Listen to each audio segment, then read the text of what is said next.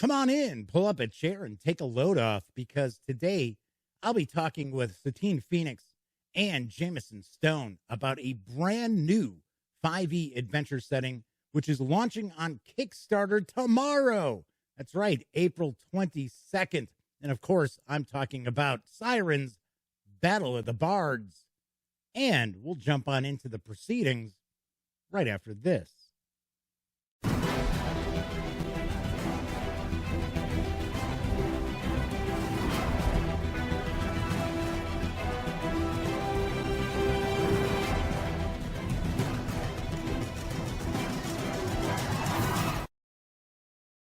Howdy, howdy, howdy, gang. Welcome once again to the Duct Tape Studios. I'm Jeff McAleer, your host here at the Gaming Gang channel.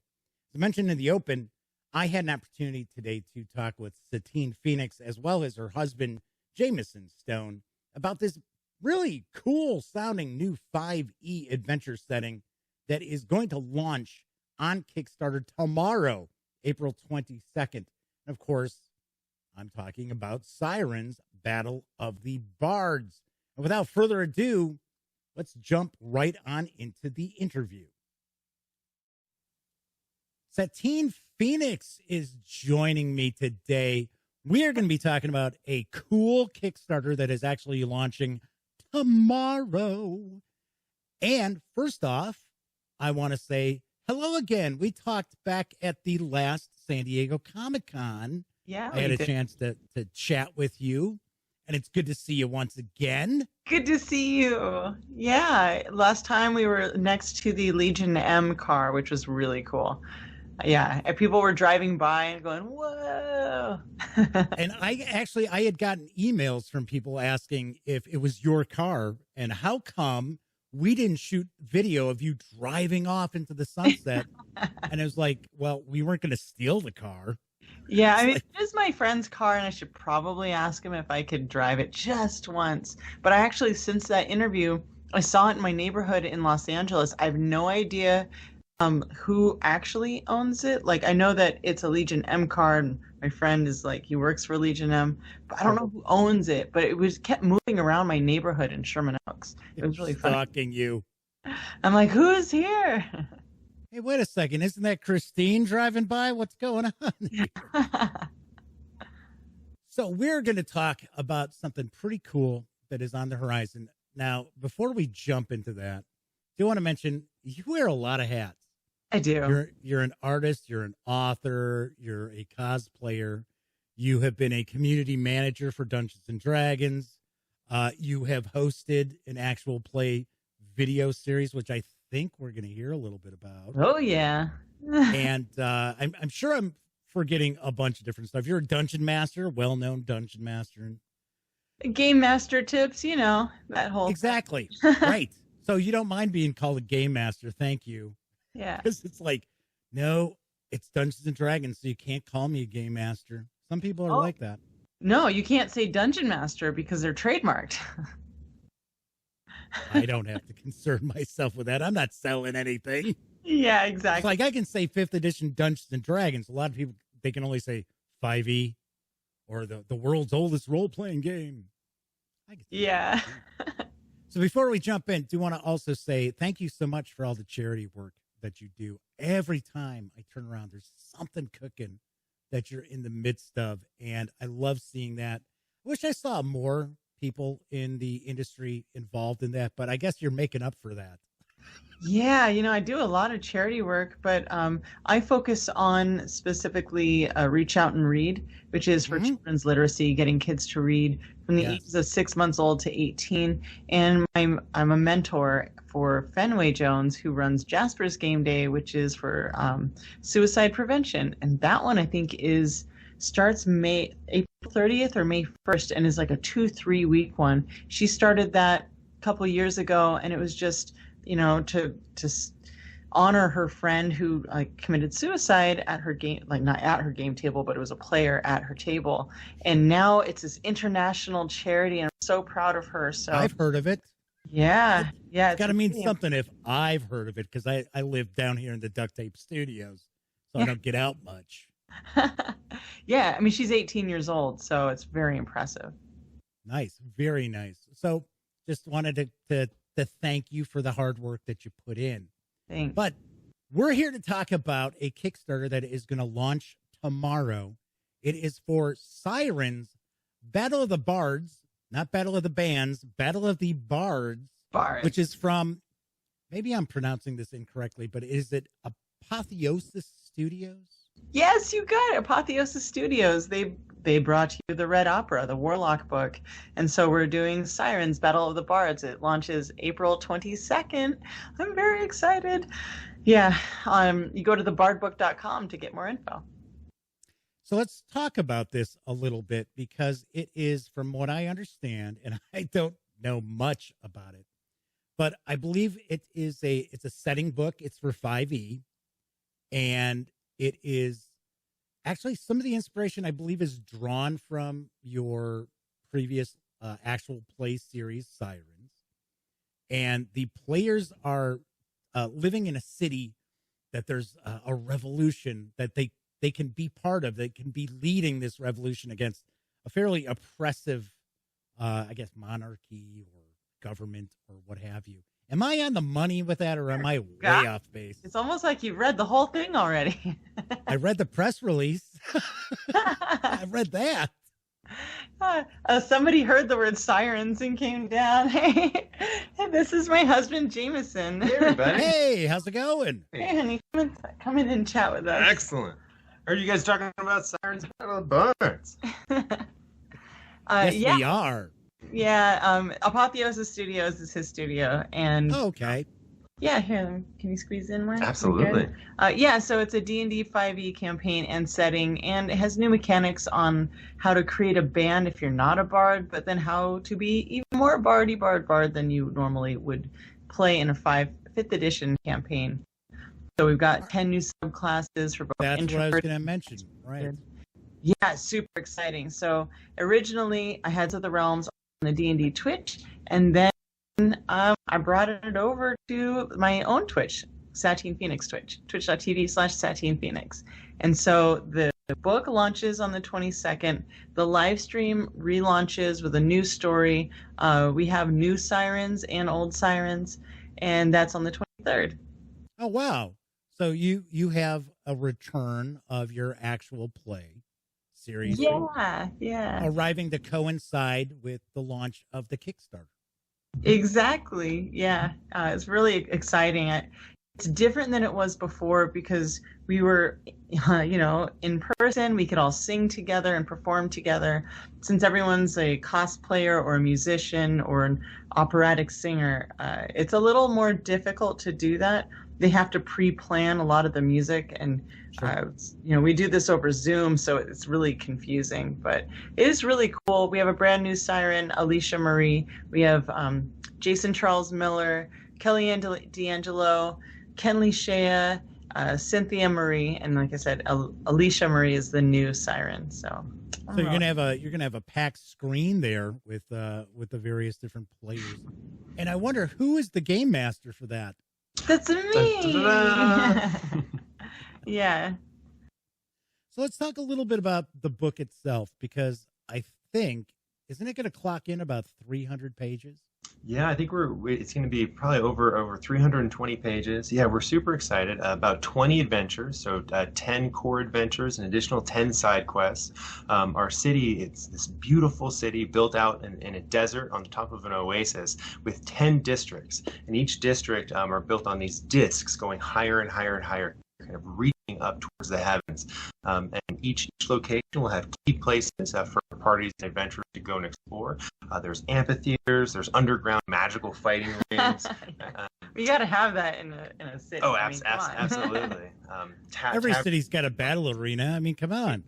I'm really excited about the comedy clubs. It's gonna be fun because people don't have that in their games, but this campaign book really reaches all the way light so that we can also reach all the way dark, because a really dynamic story, in my opinion, has really intense variations in between that extend all the way for that. So there's a lot of focus on urban adventuring in this setting. Mm-hmm. Yeah. Mm-hmm. And different kinds of urban terrain, I guess. You know, the lower levels are very much like it's a festival. It's made by bards to celebrate this holy wellspring in this oasis. So it's kind of like going to Disneyland, you know. And I don't know if you've ever been to Epcot Center. I love Sure. Epcot Center, and I love that it's a taste of the world. You walk around that lake and you just get to go to and have some sushi in Japan and have some sauerkraut over here. Right. And that's Give me what some of that schnitzel, please. Thank you. Yeah, exactly. Thank you, Germany. Yeah. Disneyland meets Burning Man meets magic. Yeah, in San Francisco. In San Francisco. So it's like the higher you go on the disc, there's different things. So there's a new Bard University. There's an entire area that all the people who worked on their first disc live in. There's the nobles that live in the super high level where it's kind of like a Star Tours through Hollywood. I had a feeling we'd be seeing that, you know, the Ivory Tower location. Oh, yeah. I mean, you know, there's 10 discs, and the higher up you go, the more we have this. So we have the oasis, and then we have water, but the water is blessed by the gods because every 100 years, all the bards and the druids, they give thanks to the gods for this magical wellspring, and the gods re-bless it. So they build a disc, they build more, and they get more magic as it's depleted. So by year, what are we at? 1,000? Yeah. All the like the real dense magic is like way up at the top. And now the nobles are starting to get greedy and siphoning the magic from there. And then we have waterfalls that cascade down to the different discs and aqueducts to organize the water. And by the bottom, there isn't much magic. So that's where the revolution comes in. Yeah. So it's basically just trickle down economics. Yeah, exactly. And it doesn't work for them. Oh, it doesn't work for everybody else. Yeah. I mean, you've got from Sirens, we had the Emerald Cabal, which are the bad guys. They're like, there's two parts. There's the noble bad guys, Emerald Cabal, and then there's their mercenaries. And the nobles are a part of a beauty pyramid scheme where they have this elixir of the gods and they sell it to each other, and they kind of like get other nobles to be a part of their evil plan by getting them addicted to this. Well, now in this city, by adding that magic water to this elixir, it's now really addictive. And so we have them in this city as well, both the nobles and the mercenaries. Yeah. And the antagonists of the story, so every 100 years they have this grand invocation to recharge their well source. But the antagonist, the Emerald Cabal, has allied themselves with this character called the Herald. He's an agent of something much more fiendish than the normal gods they normally invoke. And so Vanya, who is played obviously by Satine, has called out a bunch of adventurers, including Sirens and others, to help try and steer these invocations away from this kind of fiendish invocation. And we have some additional new NPCs that we're really excited about. It's going to be a really epic adventure in a completely brand new setting, and we're really proud of it. We're really proud of it. And it's like, you know, I've been playing for 33 years now, Dungeons and Dragons. I'm obsessed. I don't know if I had this last time I talked to you, but I got my big old D&D tattoo. Yeah, I don't recall that. Yeah, I really love Dungeons and Dragons. But, you know, with the GM tips and dungeon mastering for so long, dungeon mastering on live streams and being around other creatives in Los Angeles and San Francisco, we really wanted to be able to celebrate bards and artists and people that are performers and people that are behind the scenes making those performers look amazing. So we're celebrating bards by creating this Bard city where it's like a museum, it's a theme park, it is art and culture. And I've really only, until now, we're in Colorado, but until now I've only lived in metropolitan cities. New York, San Francisco, LA, Sydney, I love London. So this is kind of like all of that, but what if bards had free reign? You know, what if a bard sculptor came in and was able to build a statue to hold up one of the discs that actually told the story of the strife that disc had to go through that 100 years and overcome to become better. So this is a very like uplifting, positive, cooperative campaign And also, I say all that, but if you've ever seen me Dungeon Master on stream, I'm real mean, and I will bring it real dark. One of the girls is turning into a beholder. Another character just sold his soul. Like, there's some really dark things that happen, and I don't always let the characters survive, but Sure. Well, there has to be some danger involved. If you're not willing to kill off a player character, then I've run Call of Cthulhu for over 40 years. Yeah. So if you don't have that possibility that the player characters will not survive, then they don't take it serious enough. Oh, but there's so many worse things than death. Like, sure. I mean, really, death you can get revived from, but you could maim the heck out of your characters and really give them scars. Not even just, mental scars. Physical, but you can give them some mental scars. But, after, like, I went to art school, and I'm a writer, I'm an artist. I studied the hero's journey. I love it. I love this idea that, you become better with the obstacles that you're faced with. And like myself and Jameson, we both had to face a lot of really terrible, horrifying obstacles as kids, but they helped us build character. And actually, I do encourage the overcoming of these in-game and out of the game. One thing I would mention, too, as far as I understand, is in this setting, the player characters don't all have to be bards. Absolutely not. Mm-mm. No. Yeah, we wanted to, and not only that, it's for all tiers of play too. And so you can bring in an entire party that's coming from another location, whether it be from the Shadelands, from our Warlock book, or an entirely different campaign and setting, to be able to have Salvata, our city, open to everyone. Now, if you want to take a Bardic subclass, we have 10 new Bard subclasses, and so if you have a wizard or a barbarian or a paladin, they can start to dabble in the Bardic arts, but they don't have to, and it shouldn't be considered only a Bard adventure. Yeah, I really like the idea that, I really like it when there's all of one thing. So now in my head, I'm picturing a paladin group who their performance is, I don't know if you remember Stomp. So it's like percussion based. So they're in their plate armor. They're like crashing around in it. Yeah, so we actually are building mechanics for that to encourage people to not be afraid to use skills and spells and abilities, even like racial traits, to create something that's interesting and that evokes. Because we had to really explore what art is. What is a bard? A bard is an artist. And what is an artist? An artist is someone that is really excellent at communication. Doesn't even matter what medium, it's about communication and also evoking emotion. So being able to influence and pull a group of people or one person to your side or away from you. I think that's really how we're looking at bards.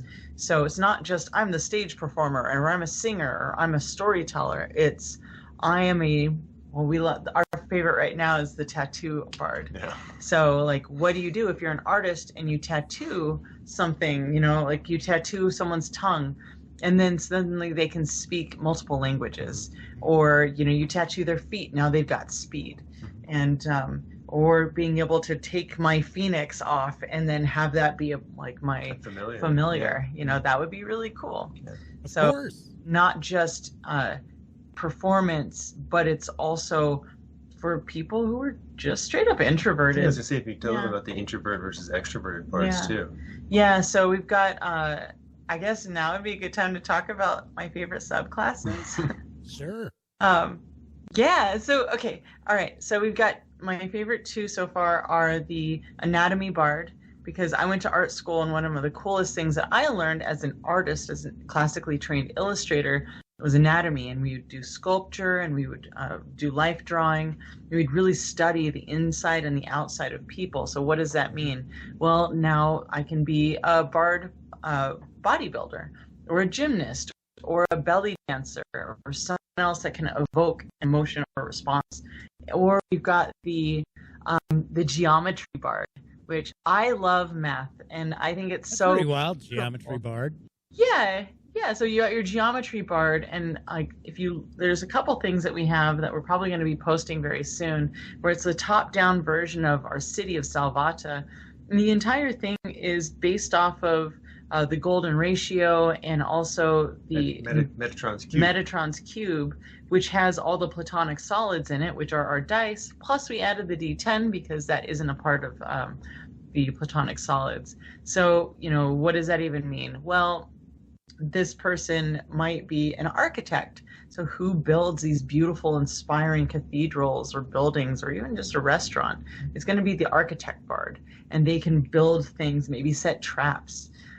We've got jeweler bards who understand the way things come together, and that kind of sounds like maybe an artificer, but these are the craftsmen. Sure. It's more than just I paint a picture, I make a mural, or I sculpt a flower. This is like the people in the city who create the city. Yeah, and from a perspective of a location too, these also can be subclasses that potentially, even if characters don't necessarily want to play them themselves, they make for fantastic NPCs for a game master to really flesh out a location. And all of these artisans have flocked to Salvata as a place to sell their wares, and so it was a wonderful place for an adventuring party to be able to go to buy new items, get new gear, and get again, to become tattooed for a paladin, which is one of the classes that I like to play, to get a new cantrip or to get some stat increases, and to then go on a fantastic adventure to actually be able to get the components for this. We really wanted to lean into some additional new theory crafting to allow players to have a very new experience within this setting. Yeah. All surrounding creativity and artisan craft, both from this introverted and extroverted perspective. Previously, you'd mentioned about the light and the dark as far as the setting itself. The player characters don't necessarily have to be good characters in this setting. Oh, absolutely not. No, absolutely not. Yeah. Yeah, so there's in the Red Opera, him and his team are really good at creating multiple endings, right? And so we have a whole thing on factions. What if you go with a rebellion and follow Vlanya's, call to adventure? What if you go down the Emerald Cabal's side? What does that mean for you? And how does that affect the city? So you don't have to be good. But then on top of that, I have a whole theory on good and evil characters. For instance, our Herald, that is an evil character. Let me tell you how sexy this guy is. You want to join his side. Yeah, he's like, you're like, oh, you're just so captivating. Please tell me more. He has a presence to him, right? And what is evil, really, except for someone that is selfish and manipulative? So maybe they lean into their charisma and they lean into this, come with me and I will show you the wonders of things. Mm-hmm. So the other part is I've seen a lot of parties play evil, and what I find that they don't do correctly, and I say correctly, is they're usually against one another. Right. But I'm from Los Angeles, right? And I'm going to be honest with you. It's this dark part of Los Angeles. But what they're really good at is working together, right? So maybe you have a party of evil characters, but they understand the benefit of one another. And group dynamics. Group dynamics. So they will actually work together to be evil to other things. So it's less about backstabbing the people that you're with and more about together you're all backstabbing other things. And accomplishing a set of goals. And so we've designed the entire campaign to allow player agency. So you can play this game however you'd like. And so with our faction system, if you want to ally yourself with more of a nefarious faction, it's completely available to you. And we have an entire path of what then that will look like and how it will affect the city and who you will then call down in the grand invocation and how the other NPCs will react to you as well. How will the entire city react to you? Yeah.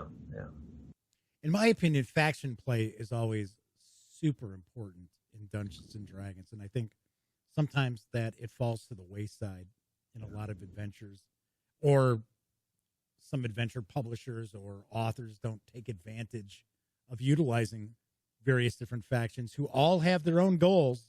Mm-hmm. They're not just sitting waiting in the wings for the player characters to show up. Exactly. Personally, I don't use alignment in my games for the player characters. I never use alignment. because I find it a little restricting for the players. They want to be a good guy. I don't play evil characters. I have never played evil characters, but I see there's the appeal. Yeah, it's really cool because like in this you can do so many there's just so many choices. And for the dungeon master, we're like explaining that, don't punish your players for the choices they make. Yeah, be creative. Yeah, but definitely, show them that there are consequences. And it's not like we're playing Baldur's Gate 3 right now and everybody's mean. Like, that's really horrible. Even in our own party. And that's not fun. So we're saying start this game at tier 2, start it at tier 3 or tier 4. The entire campaign, the in-world, not like IRL, but in-world, is only a 10-day. So, the super player agency, you're a part of a contest and you have to go through days and also figure out what's going on in the world to get to this grand invocation, which is the catalyst for this this ending battle to happen. So it's like there's just so many different ways to go through that. I'm hoping that the game master can lead them down a path that is not a railroad, but is a channel. A channel, yeah. a very wide channel. And so long as the players are working with each other to accomplish common goals, those goals can be anything. It could be to destroy the city. It could be to take over the city. It could be to wipe out all opposition. It could be to have all the factions play against each other. Whatever it is, so long as they themselves are enjoying that experience and are working together, we've then accomplished our goal as the game designers. Yeah. And that really should be the goal of any game master out there, is to make sure that everybody at the table has a great time. Right. That's it. The players are not there to follow the plot that the game master has come up with. That is not what the game should be about. Yeah, and even we're trying to prepare people with session zeros. I love session zeros. I do not enjoy playing a game where the characters spend 3 sessions trying to figure out if they can trust each other or not. I say, you've already bought in. You sat at this table. Your characters are going to have known each other for a couple of years. You've already been adventuring together. What does it look like when you use your powers together? What happens if you can use a skill and a spell? I like to reward people with triple advantage. So we're kind of working that in the session 0. We're helping the players create backstories before the game even starts. So when chapter 1 hits, they are a solid group, they are a band, and maybe there's some teasing and stuff within the band, but they know that they are together to work towards something. So we're really encouraging cooperation. Yeah. Whatever that goal may be for them. We don't want to tell them what they should want to accomplish, but we do want them to work together. Yeah.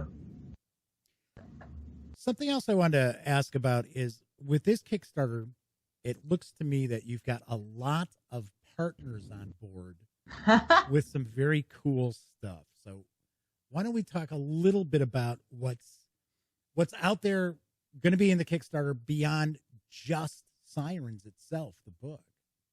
Yeah, so, it's quarantine time. We are all playing virtually, so we have the PDF, the book. Do we not have the slipcase down here? Oh, we don't have the slipcase. We have a book that has a Dungeon Master screen and a slipcase so you can carry it around with you. I'm very excited about creating a Dungeon Master screen. This is something I've wanted for a really long time that has everything that you want in it.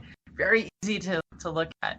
And more than that, people play virtually. So we've got Roll20, Foundry VTT, we have Fantasy Grounds, Shard, and those are all virtual tabletops. We're talking with another person who we can't talk about them yet. Can we? Two other upcoming VTTs. There's a lot of really amazing developments in the virtual space. Oh yeah. Yeah. But also people who really love, we love dice too. So we have such awesome dice. Oh, we can talk about those. Yeah. We can definitely talk about those. So we created a new set of dice that are not your normal, platonic solids set. They're all one-sided dice. They're all one-sided. It's crazy. One-dimensional dice. This really is a railroad, I swear.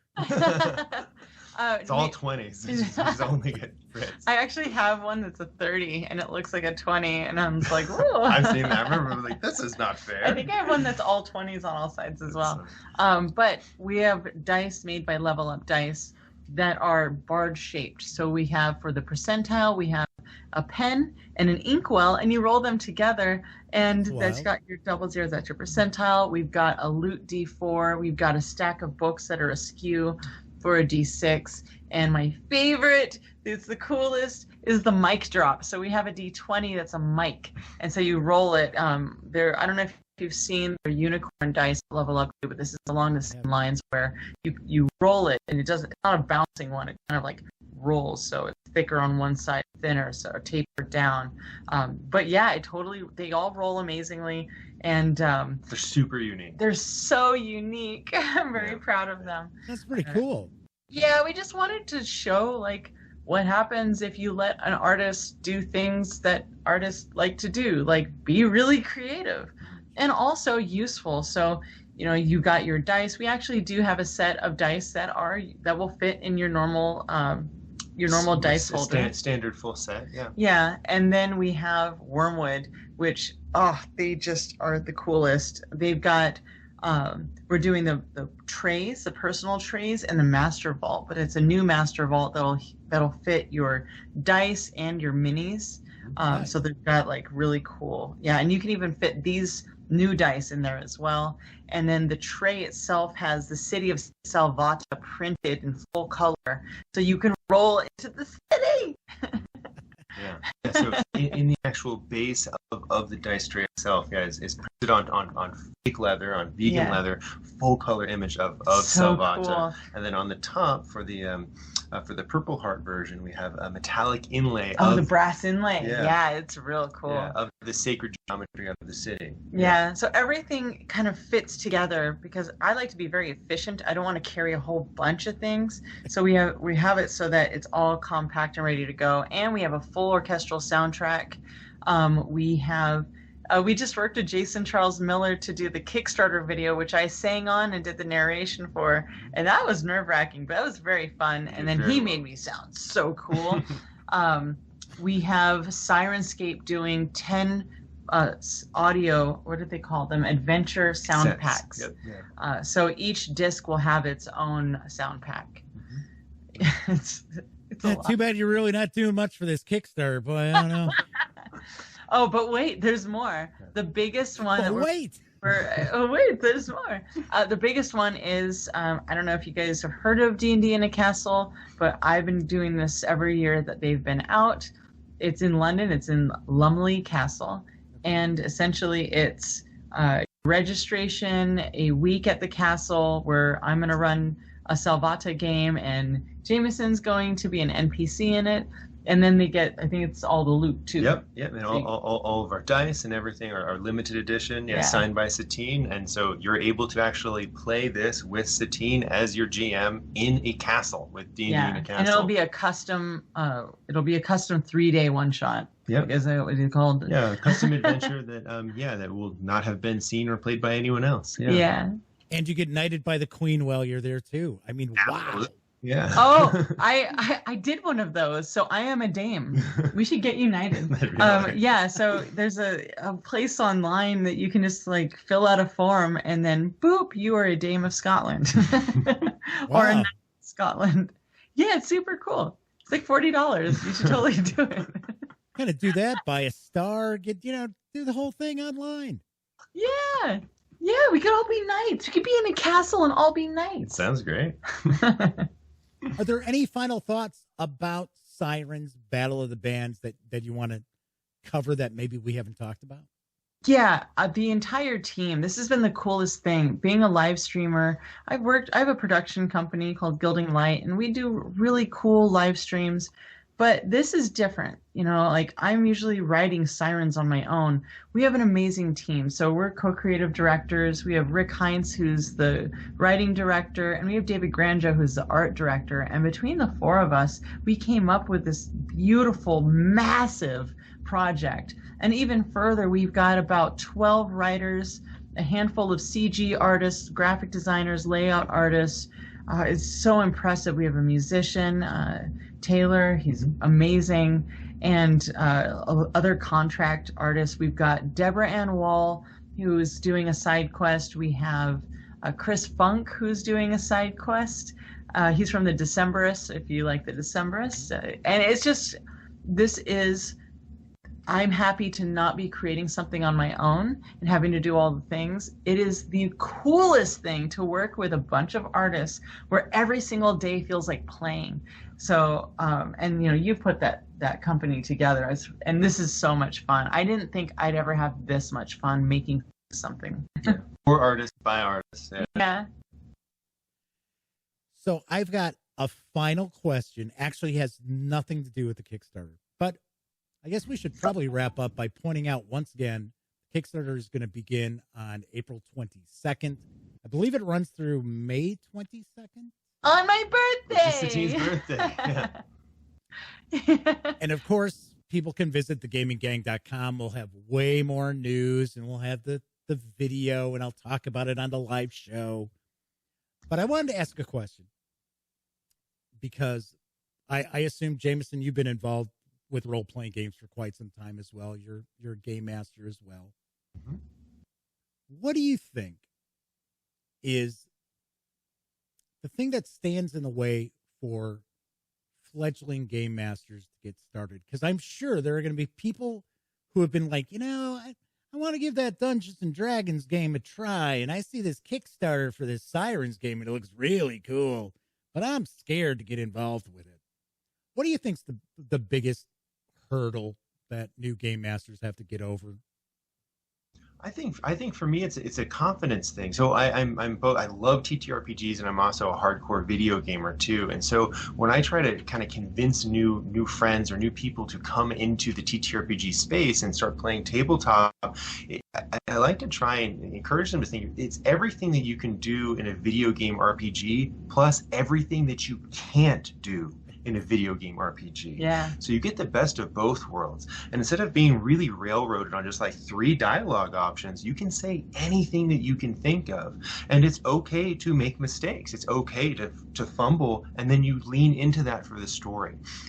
So for people to just have the courage to really try and actually be that hero that they may play in a video game or that they imagine, and actually really be able to do that with their friends too. I play so many video games online, and oftentimes the communities can be very toxic. But when I'm around my TTRPG table, oh my gosh, those are friendships and relationships that I keep forever. And I have memories of these epic encounters where it's not necessarily defeating this big bad guy. It can just be a really great dialogue that I had with one of my best friends and just connecting over tabletop. So yeah. I would say for people to lean in and just have the courage to try actually being that hero with your friends. Yeah. And you'll be surprised of how amazing it is, in my opinion.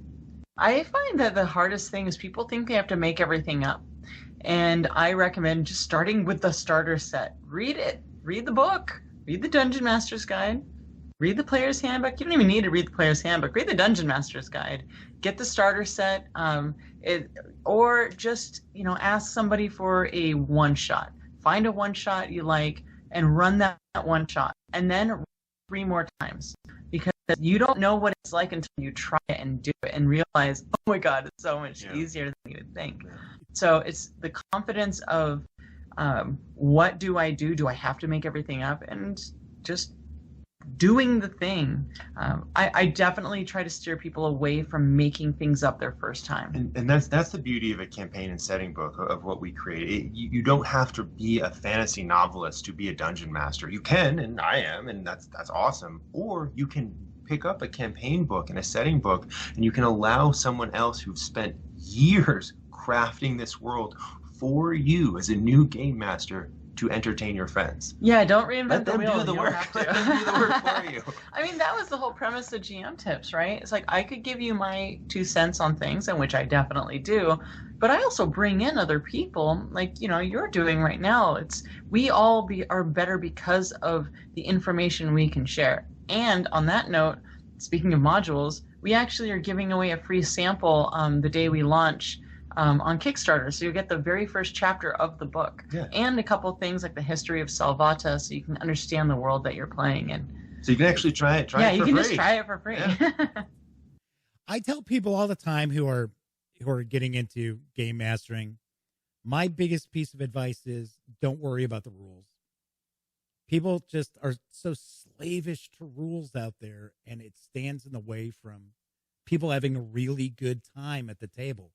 Because I'm sure everybody watching this, as well as yourselves, have been at a table where somebody stops all the action and go, oh, wait a second, I got to look this up. Don't worry about it. Get an idea about the rules and play. And if you make a mistake, next time you get together, say, oh, hey, gang, by the way, last time we played, I didn't do this right. So it's supposed to be this. Nobody's going to worry about it. Honesty. Gary Gygax is not jumping from the grave to go bang on your door because you didn't run his game correctly. That is very true. He's definitely not going to do that. Because nobody's trying to kind of one-up each other. It's really a collaborative process in which you're trying to overcome goals together. Yeah. I totally agree with you.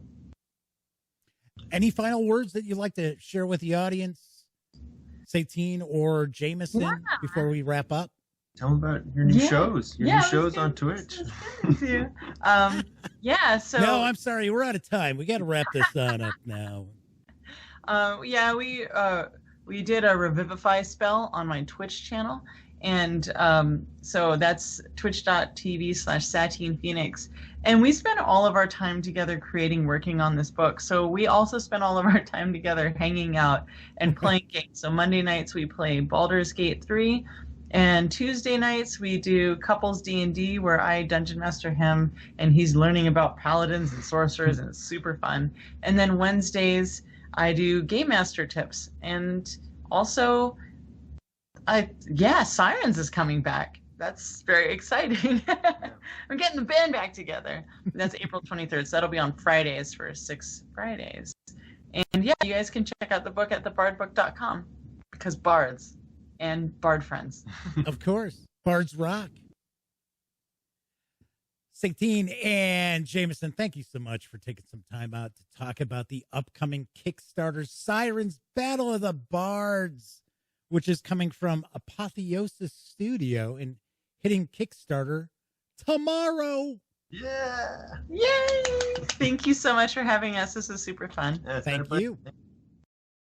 Once again, I just want to send a big thank you along to Satine Phoenix and her husband, Jameson Stone, for taking some time out to share a lot of information about the upcoming Sirens Battle of the Bards, which is going to launch on Kickstarter tomorrow, April 22nd. Of course, I will have a news piece on thegaminggang.com all about the Kickstarter, including some of the extras, some of the cool goodies that are going to be included in the project, as well as pledge levels. And of course, if you watch the Gaming Gang Dispatch live, I will also be discussing that Kickstarter on the Thursday, April 22nd show. Tomorrow. All right, so if you like this video, by all means, please give it a quick thumbs up. Subscribe to the Gaming Gang channel if you haven't already, and if you do, ding that bell. It'll not only let you know when I upload videos such as this interview and other reviews and first looks, it'll also tell you when the live stream, the Gaming Gang Dispatch, airs right here on YouTube Monday through Thursday nights.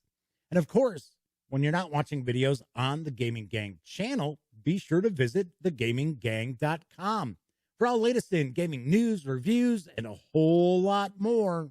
You know the drill. Get your geek on at thegaminggang.com.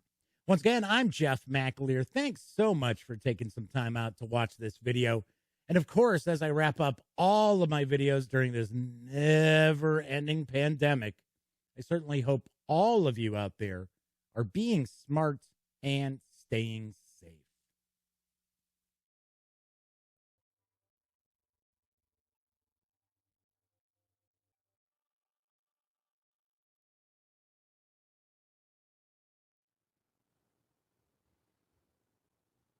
Oh, hey, you're still here. Well, if that's the case, by all means, if you haven't subscribed to the Gaming Gang channel yet, click right here. If you'd like to see the latest episode of the Gaming Gang Dispatch, click right up there. And if you want to trust YouTube's algorithm to give you something to watch, click right there. Once again, thanks so much for watching, and everybody please wear a mask.